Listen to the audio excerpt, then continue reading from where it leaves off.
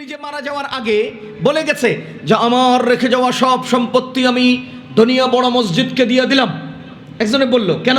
আমার ছেলে মেয়েগুলো আমার কথা শুনে না, এগুলোর দিকে আমি আর কিছুই দিব না, সব কিছু আমি দুনিয়া বড় মসজিদ সংক্রান্ত মাদ্রাসায় দিয়ে দিলাম, আমি যাত্রাবাড়ি বড় মাদ্রাসায় দিয়ে দিলাম। কোনো একজন ব্যক্তি তার মৃত্যুর আগ মুহূর্তে তার নিজের সমস্ত সম্পত্তিগুলো আল্লাহর রাস্তায় দিয়ে দিলেন। যদি এরকম কোনো ওসিয়ত সে করে, তবে সেই ওসিয়ত সাব্যস্ত হওয়ার জন্য ইসলামের মূলনীতি হলো, যদি ওই ব্যক্তি নিজের জীবদ্দশায় নিজের সম্পত্তিগুলো কোনো দাতব্য প্রতিষ্ঠানে, মাদ্রাসায়, মসজিদে অথবা সামাজিক কল্যাণকর কোনো কাজের জন্য ওসিয়ত করে, তাহলে ওই ওসিয়ত পূরণ হবে। ওসিয়তের ব্যাপারে একটা মূলনীতি মনে রাখবেন, মানুষ নিজের জীবদ্দশায় যদি নিজের হাতে কলমে রেখে যায়, লিখে দিয়ে যায়, এটার নাম ওসিয়ত না, এটার নাম তার হেবা, ওয়াকাফ অথবা অন্য কিছু। কিন্তু ওসিয়ত বলা হয় মুখে দান করার কথা বলে মারা গেলে মৃত্যুর পরে সাব্যস্ত হওয়া, এটার নাম ওসিয়ত। জীবদ্দশায় হাতে কলমে দিয়ে যাওয়ার নাম ওসিয়ত না, এটার নাম ওয়াকফ অথবা হেবা। কিন্তু নিজে মারা যাওয়ার আগে বলে গেছে যে আমার রেখে যাওয়া সব সম্পত্তি আমি দুনিয়া বড় মসজিদকে দিয়ে দিলাম। একজনে বলল, কেন? আমার ছেলে মেয়েগুলো আমার কথা শুনে না, এগুলোর দিকে আমি আর কিছুই দিব না, সব কিছু আমি দুনিয়া বড় মসজিদ সংক্রান্ত মাদ্রাসায় দিয়ে দিলাম, আমি যাত্রাবাড়ি বড় মাদ্রাসায় দিয়ে দিলাম। কোনো একজন ব্যক্তি তার মৃত্যুর আগ মুহূর্তে তার নিজের সমস্ত সম্পত্তিগুলো আল্লাহর রাস্তায় দিয়ে দিলেন।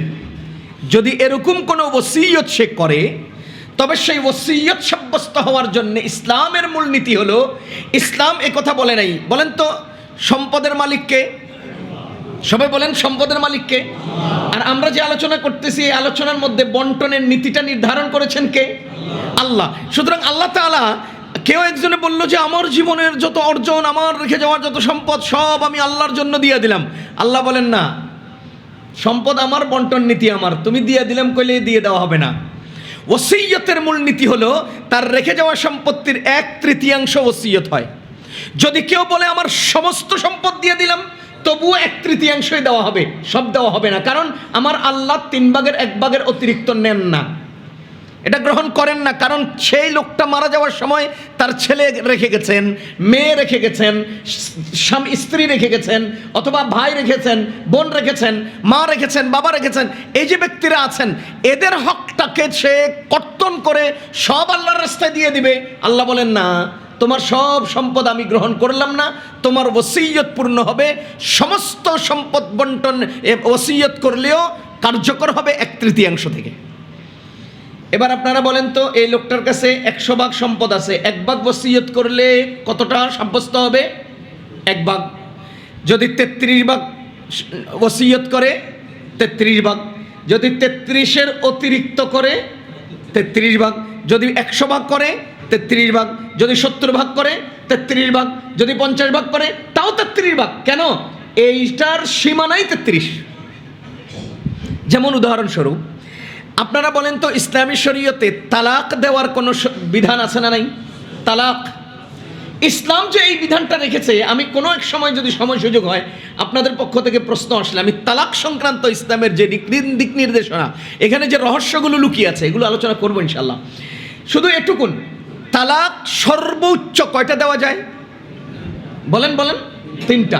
কোনো ব্যক্তি যদি 100টা মারে, 3টার উপরে নাই তো 100টা মারলে 3টাই। যদি কেউ 4টা মারে, 3টা। তালাক হয় কার উপর?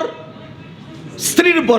যদি কেউ বলে যে তোরে, তোর মারে, তোর বাপেরে, তোর ভাইরে, তোর 14 গোষ্ঠীরে, এবার বলেন কয়জনের উপর পড়বে? কারণ তুমি যত দূরে যাও, লিমিট যেখানে, ওখান পর্যন্ত কার্যকর হবে।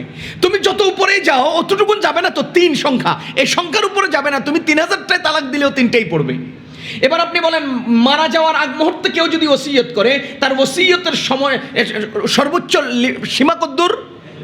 1/3। সুতরাং কেউ যদি কয় যে আমার সবগুলো দিয়ে দিলাম, তবুও 1/3।